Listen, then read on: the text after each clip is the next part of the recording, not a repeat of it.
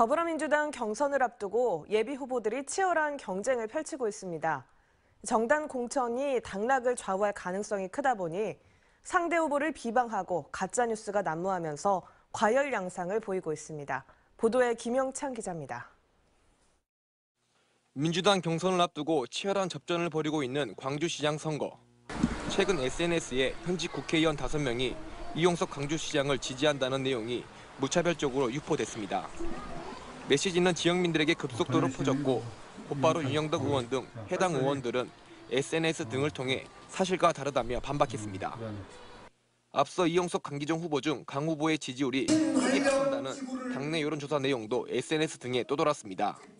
민주당 중앙당도 두 후보 모두 관련 내용을 부인했지만 서로에 대한 비방과 신경전은 계속됐습니다.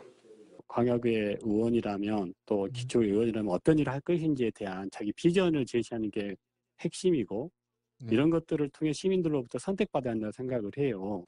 흑색 선전을 참지 못한 광주구청장 예비 후보들은 잇따라 수사기관에 문을 두드렸습니다.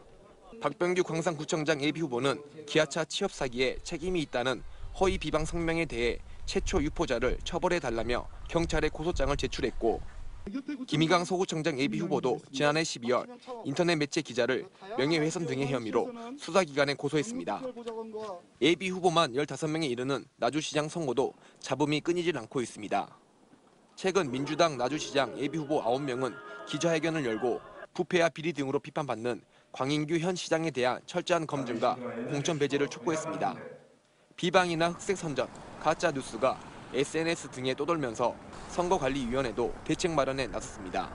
저희가 일단은 전국적으로 저희 사이버 공정선거 부정감시단이 운영하고 있기 때문에 사이버 운영감시단에서 매일 모니터링을 실시하고 있고요. 공천만 받으면 당선이라는 인식 때문에 도를 넘어서는 그야말로 진흙탕 싸움으로 치닫고 있는 6월 1일 지방선거. 광주 전남 경찰은 허위사실 유포, 후보자 비방과 관련해 40여 건의 수사를 진행하고 있습니다. MBC 뉴스 김영창입니다.